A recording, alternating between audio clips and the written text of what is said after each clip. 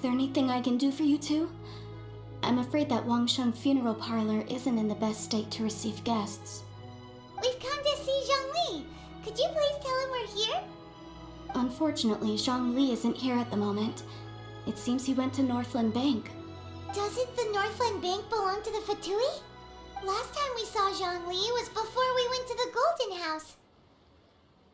Do you think he doesn't know about the attack on Liyue? Visiting the Fatui at a time like this could only mean more trouble. We had better go and make sure that everything is okay.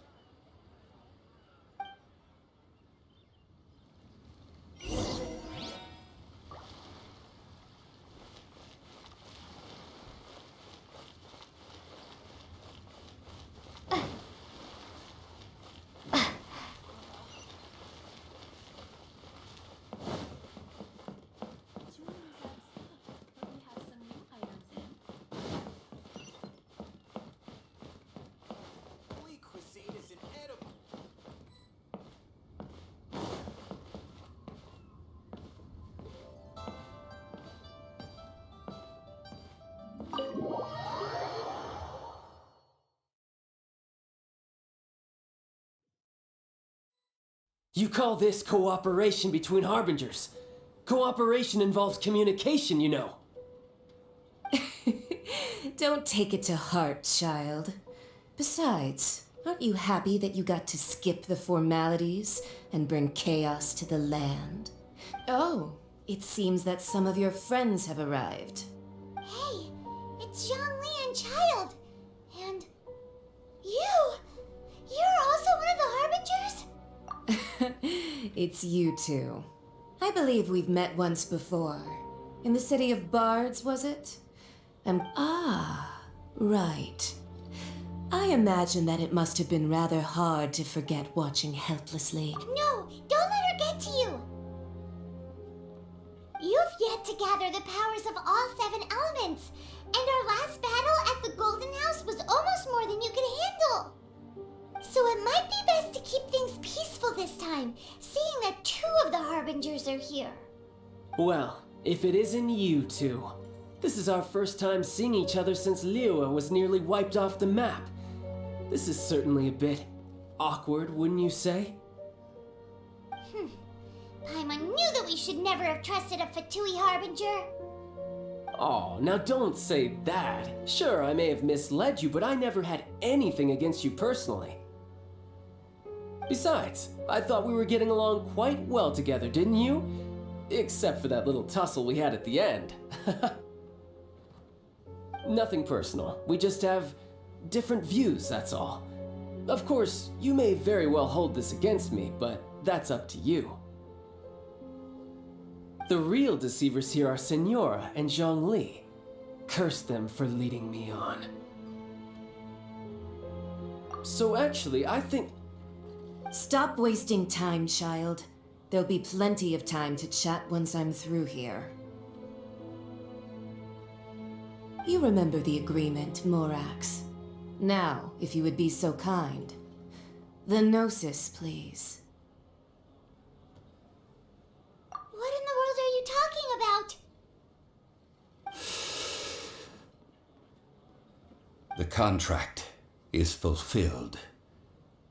That which thou seeketh is now bestowed unto thee. For my...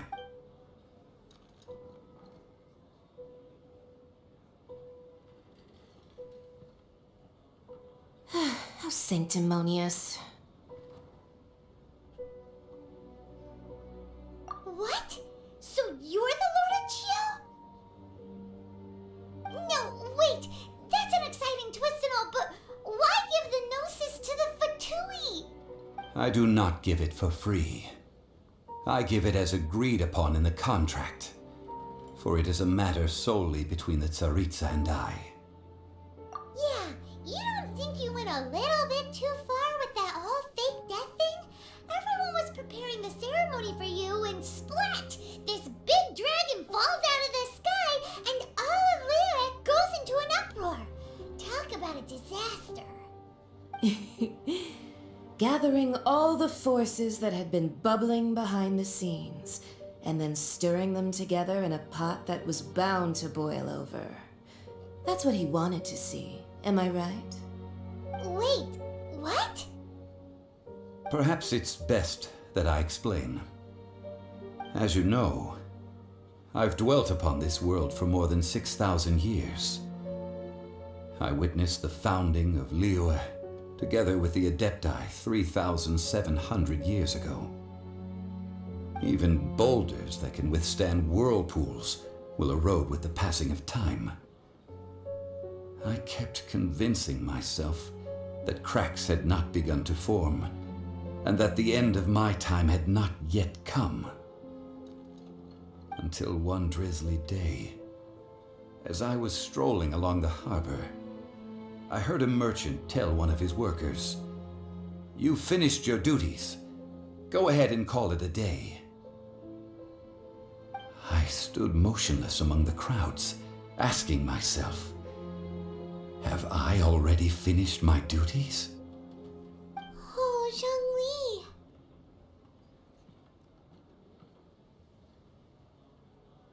But as I began to consider relinquishing my divine role, I soon discovered that many reasons still remained to not hastily depart.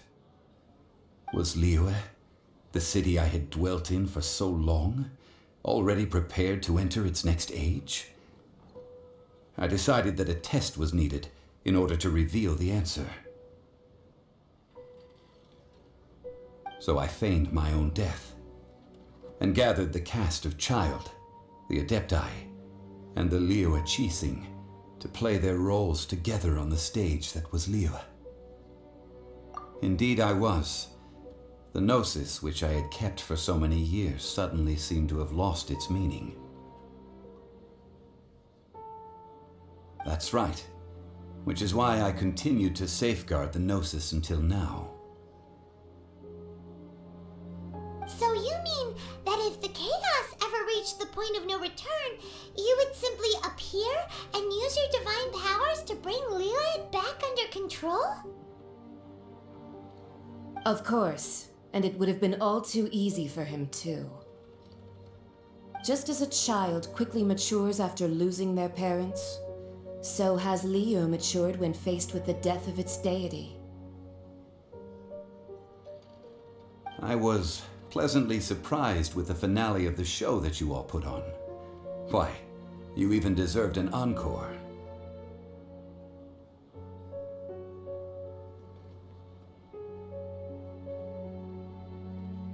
The Adepti deserve the greatest applause, considering their years of seclusion. They hardly recognized the city, yet faced with such a crisis, they exerted the greatest amount of restraint. Not only did they manage to cooperate with the Qixing, but in the end, they even tried to understand the heart of the people. And hats off to the emissary dispatched by the Cryo-Archon to fulfill our contract, Signora. She managed to keep everything she knew in strict confidence, far from the eavesdropping ears of her colleague Child, just as I had requested. All the while, I carried on as Zhongli, and fulfilled the traditions of Liyue in this mortal form. Thank you for walking that path with me, traveler. These things were all a part of my script. The only unforeseen plot twist was the conduct of the Liyue Qixing. I had expected them to do no more than the Adepti, to come to the defense of Liyue. But when all was said and done, they seized the opportunity to supplant Liyue's divine protectors, and used the subsequent power vacuum left by my death to quickly gain complete control of Liyue. Huh? That doesn't sound good at all. On the contrary, I think it is excellent. I had always feared that it was too soon for them to take over from me. And it was also that which I longed for the most. As such, this is the best parting gift anyone could have given this god of old. Hey, what about me? Doesn't anyone feel the least bit of remorse for deceiving me? You've practically kept me in the dark! I think that thanks would be more appropriate. You certainly played no small part in all of this, wreaking havoc and turning the city upside down. The Lord of Geo ought to thank you for your performance, if anything. If you hadn't created the pressure of a battle between mortals, adepti, and a god, the lump of coal resting in the hands of the Geo Archon, Liyue, would never have been able to become a dazzling diamond of a city. Huh? Just whose side are you on, mocking me like that? Are you itching for a fight? Hey, haven't you learned the Liyue saying, don't always call it as you see it? Well then, with the Gnosis in my possession, I have no use for such idle chatter. We should return to Zapoljarny Palace and seek an audience with Her Majesty, the Tsaritsa. Come, child. Fine. I'll meet you there later. I'm not sharing a boat with the likes of you. Do as you wish.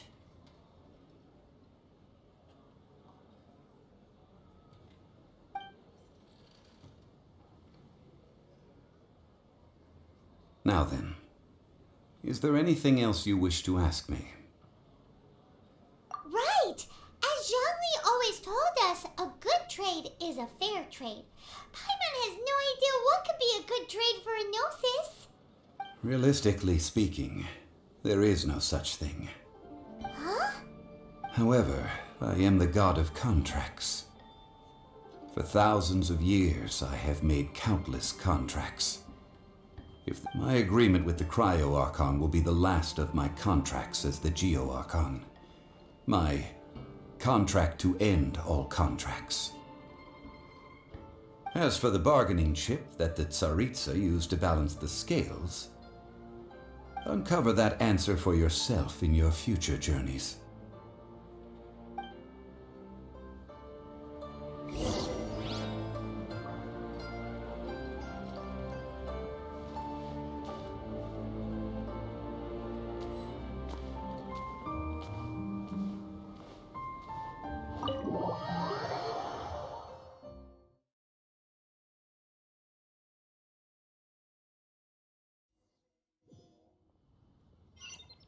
Today's the day of the rite of parting. Although the star of the show is fake, we spent so much time trying to organize it, it would be a real shame not to go there now.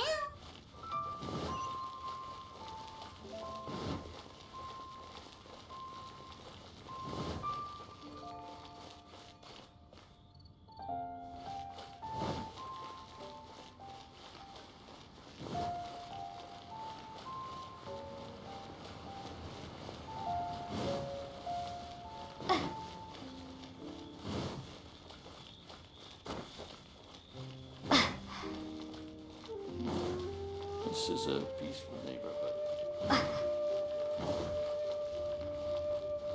Oh, well, since we're going through with this rite of parting, I guess it means that those rumors hit the nail on the head. So Rex Lapis is really... But they didn't catch the culprit, did they? Oh, come on. Do you think that the assassin could have been a normal person? You know what I think. I don't think any of the gossip on the streets you hear from those shady types is worth anything. There's only one real possibility in my mind. I've heard that the assassin was that Fatui fellow.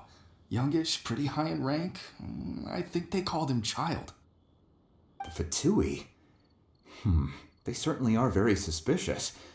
Who knows what those greedy, crooked folks... Shh! Lower your voice. If the Fatui catch you in their sights, Rex Lapis won't be around to protect you this time.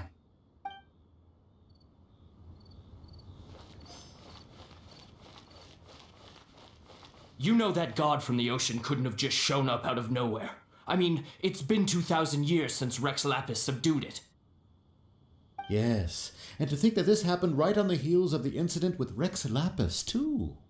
Say, do you think the person who assassinated our lord and released that evil god might have been one and the same? Now that you mention it, that's very possible. Yes, it's very possible indeed. I mean, it all fits together. That person must have colluded with the evil god to harm Rex Lapis. Oh, that wicked, black-hearted scoundrel. Still, what sort of supernatural prowess must this person possess to be able to do such things? I have never heard of such a person in all my years. Ah, forget it. Guessing's no use to us. Look, the Millelith over there looks like he's about to make an announcement.